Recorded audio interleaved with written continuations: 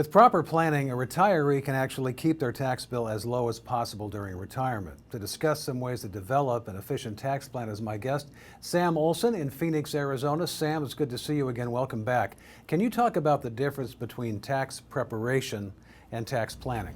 Yeah, Scott, thanks for having me back again. Tax preparation is basically what you do every year. It's going to your accountant or loading up TurboTax and entering your information in for the previous year, and you're really just looking at a one-year basis. You're not thinking ahead. You're trying to reduce your taxes in that year the best you can. You might be looking at your retirement accounts, taking as big of deductions as you can in those accounts so that you can reduce your taxes there. Like I said, not thinking ahead too much. Tax planning, on the other hand, is looking out a long way, looking out into retirement and trying to reduce your taxes at that time frame later on. You're still worried about your preparation and trying to reduce taxes in this year, but you're okay paying a little extra tax now, knowing that you're reducing your tax in the future. When we're in this environment right now, historically, if you look back over the last 100 years, we're in a very low tax environment, one of the lowest. And where we're going from here, the general consensus is that taxes are going to have to go up from here. Just a quick couple reasons. Most recently, COVID spending. We had a national deficit before that, and then we have programs to fund that are behind, such as Social Security and Medicare.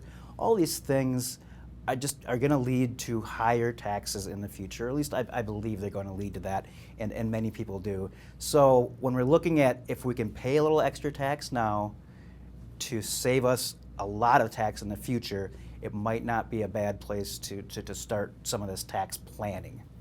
Now, Sam, talk briefly about how the different retirement plans are actually taxed. Yeah, so the three different buckets I like to call for the retirement accounts that we can use.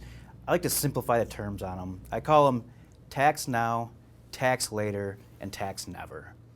Tax now simply is money that you bring in right now. It goes into your bank account and gets interest. Or you put it into a brokerage account and you invest in stocks or bonds or exchange traded funds or what have you.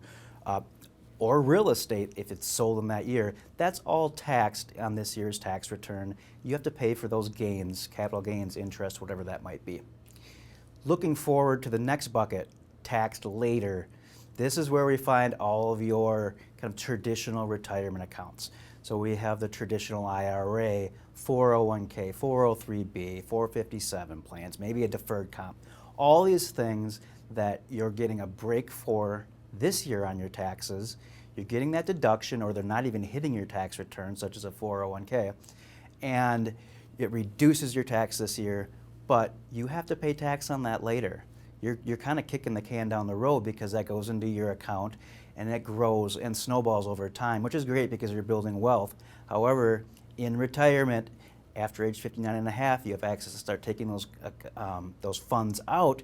You have to pay tax on all that growth along with the principal. So as I was saying before, if we're in an area now where taxes are low and taxes are going up, do we want to do that? Or wouldn't we rather maybe pay some of that tax now to get us to a point where we're paying less tax in the future?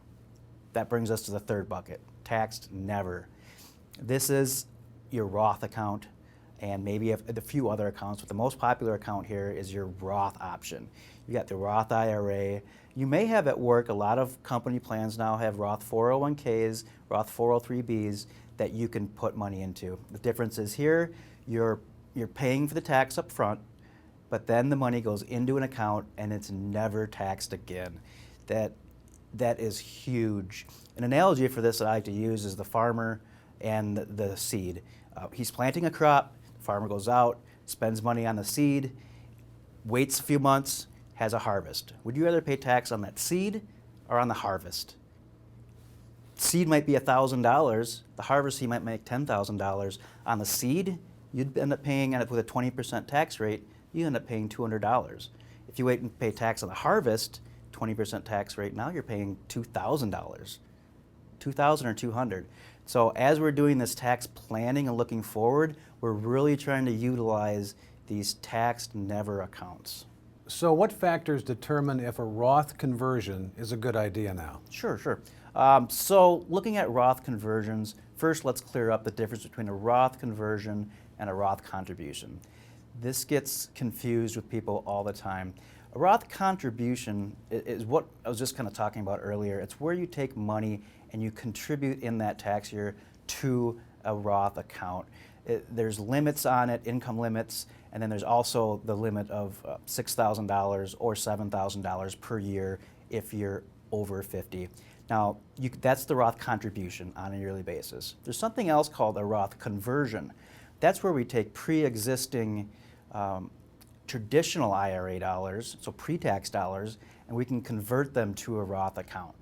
Now, as it stands right now, there's no income limit on this, and there is no amount limit on this. So you can convert your entire pre-tax account if you wanted to. The planning that comes into this, though, is that would be a huge tax implication for that year. So what we really want to do is explore these Roth conversions if you have larger pre-existing pre-tax accounts. Explore what a 5-year or a 7-year or a 10-year plan might look like to roll a little bit of money over to these Roth IRAs over time without bumping you up unnecessarily into maybe a higher tax bracket for the year or putting you across a threshold such as a capital gains threshold.